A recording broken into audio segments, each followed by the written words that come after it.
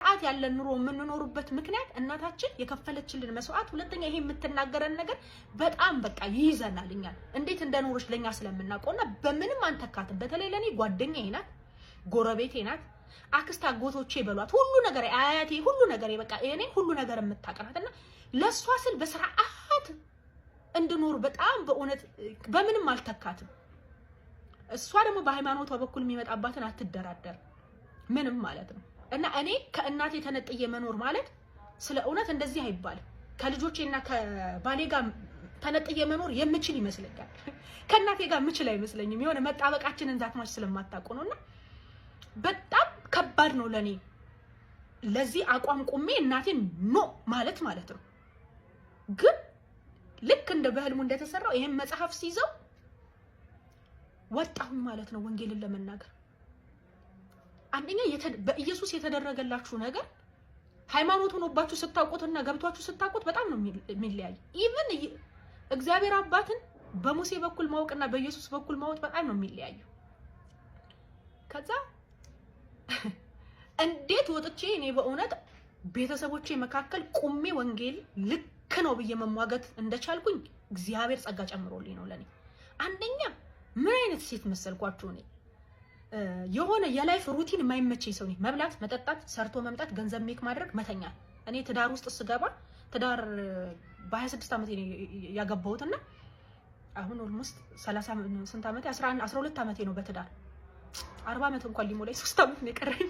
ብዙ ለብዙ ሰው አልመስልምና ትዳር ውስጥ ከገባው በኋላ በቃ ትዳር ማለት ይሄ ነው በቃ ማለት እንደዚህ መውለድ ምናምን ለዚህ ነው ሰው ቁጭ ብድግ የሚል ምናምን ስል ጓደኞቼ በጣም ነው የሚናደዱ። አንቺ ምን አይነት ሰው ነሽ? በቃ አንቺ ብዙ ፊልም ስለምታይ እንደ ፊልም እንዲሆንልሽ ነው በቃ ትዳር የምትፈልጊው ወይስ እንደምትጽፊው ስክሪፕት መሰለሽ እንዴ? አሁን ምን ሆንኩኝ ብለሽ ነው እንደዚህ የምትይው ነው የሚሉት። ህይወት ተደጋጋሚ ሲሆን አልወድም። መብላት፣ ጠዋት መነሳት፣ መስራት፣ ከዛ በኋላ የሆነ ነገር ማድረግ፣ ከዛ የሆነ አዲሽናል ነገር ደስታን እንዲሰጠኝ ይጨምራል። ወይ የምጓጓለት ፊልም መጨመር አለብኝ፣ ወይ አዲስ መጽሐፍ ማንበብ አለብኝ፣ ወይ የሆነ ነገር ራሴ ስጽፍ ማደር አለብኝ፣ ወይ የሆነ ነገር መጨመር አለብኝ። የሆነ ተደጋጋሚ የሆነ ህይወት እኔ አልወድም እና በምንም ነገር ላይ ደስተኛ መሆን የምችል አይነት ሴት አይደለሁም። የሆነ ነገር ሲመጣ ካገኘሁት በኋላ ደግሞ የሆነ ሌላ ነገር እንመቀጥል የሆነ ነገር የጎደለኝ ሆኖ የምፈልግ ነኝ። ኢቭን በትዳሬም ቢሆን የሆነ ነገር ጎሉኝ የሆነ ነገር የምፈልግ እንደዛ ነገሮች እንደውም እኔን ለኃጢአት ነው ያበቁኝ። እግዚአብሔር ምህረት አድርጎልኝ ነው እንጂና የሆነ ነገር ለሆነ ነገር መፈለግ የሆነ ነገር መፈለግ ከዚህ ነገር ላይ ይሄ ብቻ ነው ምናምን ምን ሰው ነበር። ኢየሱስ ሲመጣ ነው የምላችሁ በረከት እንዳለው ዘማሪ ማለት ደስታን ትቀድሙታላችሁ ታውቃላችሁ። ሙልት ጥግብ ነው የሚያደርጋችሁ በቃ ማለት ምንም ነገር እንትን አያሰኛችሁ በቃ ሙልት ነው የሚያደርጋችሁ ኢየሱስ በቃ ምንም ነገር እንዳያስፈልጋችሁ አድርጎ ነው ሁሉ ነገር ኢየሱስ የሚሆነው ማለት ነው።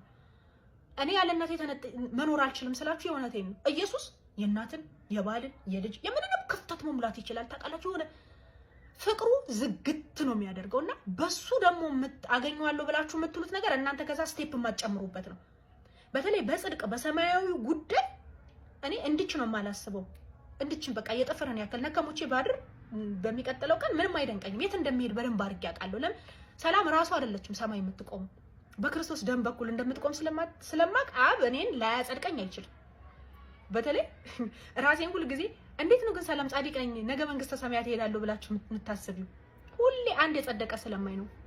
ሃይማኖት ተሰብስቦ የማያጸድቀው ግን ክርስቶስ ያጸደቀው ያ ወንበዴ እላችኋለሁ።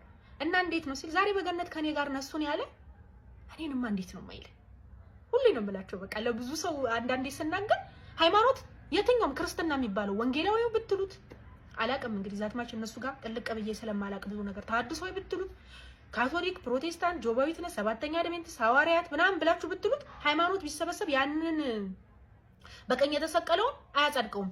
የሰውዬ ጥምቀት አልወሰደም፣ ስጋው ደግሞ አልበላም፣ ክትትል ትምህርት አልተማረም፣ እንደዚህ አላደረገም፣ እንደዛ አላደረገም እኮ ምንድነው የምትል? ያዘዝከውን ራሱ መች በትክክል አስተካክሎ ጠበቀ እና ዛሬ ዝም ብለህ በገነት ከኔ ጋር ነህ ትለዋለህ ብለው ነው የሚቆሙት።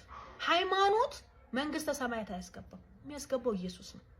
ስለዚህ ሰው ምን ማወቅ አለበት ከተባለ እኔ ሃይማኖትን እንዲያውቅ ሃይማኖትንም ቁሜ አልሰብክም። እግዚአብሔር የሚሰጠኝን ህብረት ነገ አላውቅም። እሱ የወደደው ጋር እንዲያስገባኝ ሁልጊዜ ጸሎቴ ነው። ግን ሰው ከዚህ መጽሐፍ ጋር ካልተገናኘ እኔ የነፍሴን ጥያቄ ተውት፣ ለስጋዬ ኢየሱስ ያስፈልገኝ ነበር። የሆነ ህይወቴ ተረጋግቶ ሰላም አግኝቶ ጸጥ ባለ መንገድ ለመኖር እንደኔ አይነቱን ካላቢ የሆነ ነገር ፈላጊ ኢየሱስ ባይኖር ደስታን ማሯሯጥ ፍጥረት ሆኜ ነበር መቀጠለውና ያን በማሯሯጥበት መንገድ ደግሞ እስታለሁ፣ ኃጢያትን እሰራለሁ፣ እበድላለሁ፣ ሳላውቀው በጣም ብዙ ነገርን አደርጋለሁ። እንደኔ ግን ጻድቅ ነኝ ብዬ እያሰብኩኝ ነው መቀጠለው። ታውቃላችሁ ፌር በሆነ መንገድ ነገሮችን እያስኬዱ ነው አይደለም። ስጋዊ ሰላምን እንዳገኝ አሁን ሰላም መልካም ነገር ታደርጊያለሽ የሆነ ስርዓትን እየፈጸምሽ ነው ምናምን ብትሉኝ ያ ከጽድቄና ከሰማያዊ ህይወቴ ጋር አይገናኝም። እሱ ከኢየሱስ ጋር ብቻ ነው የሚገናኘው። እነዚህ ነገሮች እኔ በክርስቶስ የተደሰትኩባቸው ነገሮች ያ በክርስቶስ እንድኖረው የተፈጠርኩበት ማንነትና ህይወት ነው። እኔ በስርዓት መኖሬ በውስጥ የተቀመጠው መንፈስ ቅዱስ እኔ እግዚአብሔር ቤተ መቅደስ ስለሆንኩ ያ ሊድ የሚያደርገኝ ህይወት ነው። በየቀኑ እያስተማረ ነው የሚያስቀጥለኝ። ታውቃላችሁ በየቀኑ ማለት ነው። የሆነ እኔ ተሰርቼ የምጨርስ አይነት ሴት ነኝ ብዬ አላስብም። በሆነ ነገር ተሰርቼ ተጨርሻለሁ። ምን እኔ የዘላለም ህይወት ጉዳይ ላይ ያለቀለት ጉዳይ ምንም ጥያቄ መልስም ያለው ነገር የለም። ለሁሉ ነገር መልስ ደግሞ ኢየሱስ ሆኗል። ግን ዕውቀትን በመጨመርና በማወቅ ደረጃ ለነገ ደስተኛ ሆኜ እንደነቃ የሚያደርገኝ ነገ ኢየሱስ አዲስ ነገር ሊያሳውቀኝ ይችላል የሚለው ነገርና እሱን ደግሞ ለሰዎች ማስተዋወቅ የኔ ደስታ ሆነ። አሁን እኔ ፊልም ጽፋለሁ፣ ስክሪፕት ለልጆች ተረት ጽፋለሁ አይደል? አሁን የእግዚአብሔር ሐሳብ በዚህ መንገድ ነው ብዬ አላሰብም። ስክሪፕቶቼን ፊልሞቼን የምሰራቸውን ሁሉ ወደ ወንጌል ነው የምቀይራቸው። ሰዎች ኢየሱስን የሚያዩበትን አንግል የሚቀይሩበት መንገድ እንዲሆን ማለት ነው። ደስታዬ ደግሞ እንዴት እንደበዛ ስክሪፕት ስጽፍ ደስ ይለኛል አይደለ? ዓለማዊ ስክሪፕት ስጽፍ ደስተኛ ነበር። አሁን ወደ መንፈሳዊ ስቀይረው ምን ብዬ ልንገራችሁ? በቃ የደስታዬ ብዛት በፊቴ ሁሉ ሳይታወቅ ይቀራል። አላቅም ብቻ። ከዛ ደግሞ ምን ይቆጭሻል ቢሉኝ ድብና አድርጌ ኢየሱስን አውቄው